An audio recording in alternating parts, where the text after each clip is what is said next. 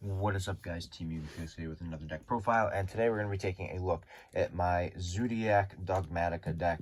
This deck is really fun, and honestly, it's got a really strong matchup against a lot of decks. You have the ability to play hand traps and have a lot of interruptions, which is really crazy.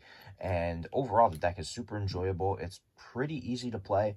I started playing a few games on Dueling Book just to get reacclimated, seeing they reset for the ban list, and I haven't dropped the game yet, so I'm definitely gonna continue doing so, see where I can go with the deck and everything, and kind of figure it out from there. But I'm gonna show you guys this deck, and hopefully you enjoy it and you can try it out for yourself. So we have 3 Zoodiac Thoroughblade. You really want to max out on most of your Zoo cards because you want to see the opening combo, which would be a Thoroughblade and a Ram, or a Rat pure by itself.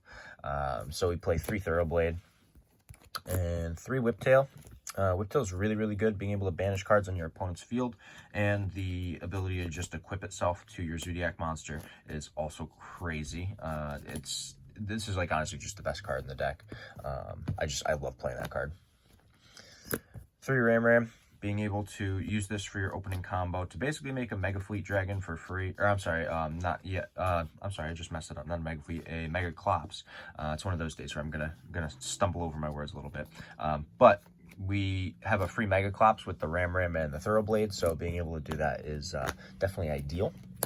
And then the 1 Rat. I don't play like Bunny Blast or anything. I always bounce back and forth between whether I want to play Rat or whether I want to play Bunny Blast. But I think Rat is just better because it's another combo piece. So it's really good.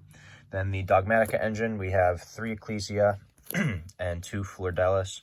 I think that there's no reason to be playing Maximus in this list. It just doesn't fit that well, and I'd rather play 2 Flordelis and 3 Ecclesia and just go with that.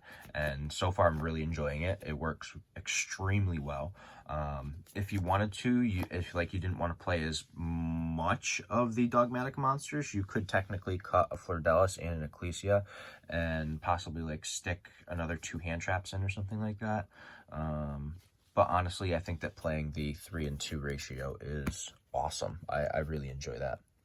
Then the hand traps, 3 Ash, 3 Nibiru, and then we have, I'm just going to show it off here, we have our 3 Imperm. This is really, honestly, this is really solid. I enjoy this particular ratio. It works extremely well. Even if you open up just an Imperm or just a Nibiru, a lot of times it's really hard for the opponent to recover from either of those. So it's definitely something that you wouldn't expect to be as extremely good as it is, but it definitely works. And that's why I'm just sticking to 9 hand traps rather than playing a significant amount more. But like I said, if you want to kind of drop the Dogmatika ratio, you could toss in like 2 Ghost Ogres, or you could put in like 2 Effect Veilers as well, whatever you're comfortable with. But that's the monster lineup. We'll hop over to the spells. We play, of course, 3 Nadir Servant. That way we can search out whatever we are missing from our Dogmatika lineup. Typically speaking, I end up drawing an Ecclesia in my opening hand, and if I draw a Nadir Servant as well, then I just end up getting a Flordelis and a Punishment, which is really good. So playing 3 Servant is awesome. Then we have triple Tanky and 1 Barrage. This is just mandatory when you're playing Zoo. There's really not much to say. A card that searches as well as a card that special summons from deck by popping a card is awesome. So definitely play this ratio. It's kind of standard. Then for some drawing power here, I play 3 Desires, and I do play 2 Avarice. So I think that with the Zoodiac engine, the way that it functions, playing Avarice is extremely smart because you need to recycle some of your resources. And granted, you do play like Omega in the extra deck to shuffle stuff back. Shuffling 1 card back really isn't a lot. So I think maximizing the amount of attempts that you have to shuffle cards back and reset your combo is very important. And 1 Avarice can really just kind of start your whole combo back up again, which is crazy. Really crazy. And then I main deck 2 Cosmic Cyclone just for pesky back row.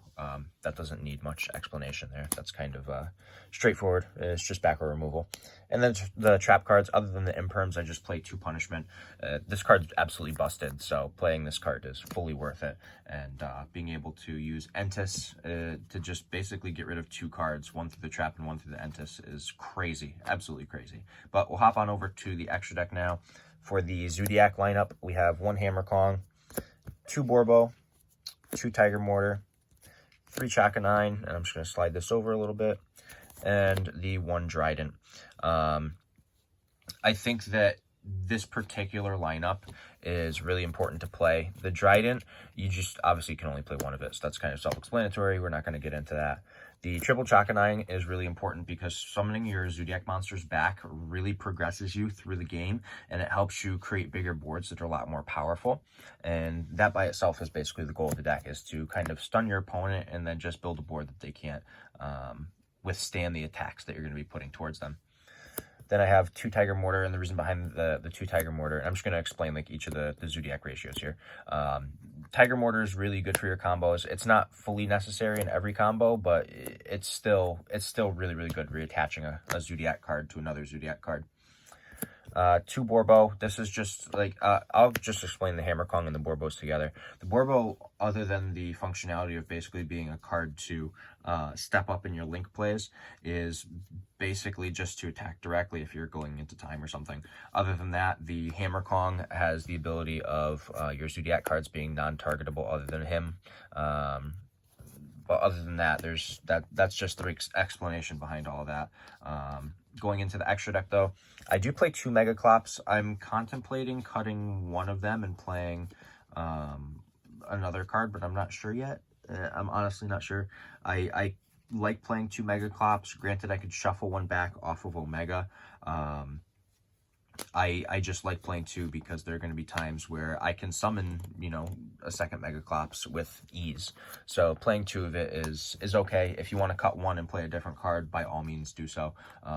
In thinking about it, I thought about putting like the BLS link in because you can make the BLS link, but it's just not as powerful, seeing you probably won't have a high-level monster on the field for him to gain the ability that he has. But moving on to the stuff for the Dogmatika engine, we have 1 Omega, 2 Entis, and 1 Ash Dragon. I also thought about cutting a Megaclops for a second Ash Dragon, but honestly, as good as the Dogmatika engine is, the stuff that you really want to send most of the time is the Entis. So like I can't justify excessively going into all the Dogmatika cards. I'd rather play something else that can actually be summoned out onto the field. So that's why I like the Megaclops, or possibly a BLS link, or even a rank 4 Xyz. You could play like a Digusto Emerald or something, because the deck does have the ability to go into other rank 4s, which is pretty good. That is the extra deck, though. We'll hop over to the side deck. The side deck is pretty straightforward. I don't think there's anything that needs an excessive amount of explanation, but we'll run through it. So we have 3 Artifact Lancia. Lancia is really good against Dinos. It's good against a plethora of other decks. It's pretty good against Invoked. If you happen to play against Infernoid or any kind of like Phantom Knight deck, it's also really good against those. Make sure you have your copies of Lancia, because in the upcoming meta, it'll be pretty important. Then I have Triple Gamseal. Playing Kaijus in this deck is crazy. It's been done since the deck's inception. It's just one of those things where you kind of just want to have more outs. And this outs Dragoon, which is really important too, because Dragoon is not easy to get over in this deck. I mean, you can get over it, but it's just not exceptionally easy. And then the last monster that we play in the side deck is 1 Pankratops. If you watch any of my videos and you see my side deck, I almost always have this in here. It's just too good not to play. Probably the best single one of side deck card that you can play overall. Then for the spells, we have 3 Dark Ruler. Being able to shut our opponent's board off is really important, because we can play through the board. It's pretty simple to play through a board with this deck, and if they have no effects on the field, then you're just getting it even more easily. So like play the Dark Ruler and just wait a turn, let them realize they can't play through your board, and then they scoop. Then for the removal cards, we play Triple Lightning Storm and Triple Evenly. This doesn't need an excessive amount of explanation. Obviously, a field wipe is a field wipe. You know, that's what these cards are here for. It's basically make sure the playing field is pretty level. That way you can extend through your plays and hopefully set up a board that your opponent can't play through, which is essentially what we're trying to do with every deck anyway. So it doesn't really make a difference. But yeah, the Lightning Storm is really good against back row. And if you happen to side it in with the Dark Rulers and you want to shut off their board and then Lightning Storm their monster board, as long as they leave their monsters in attack, obviously, then you're golden.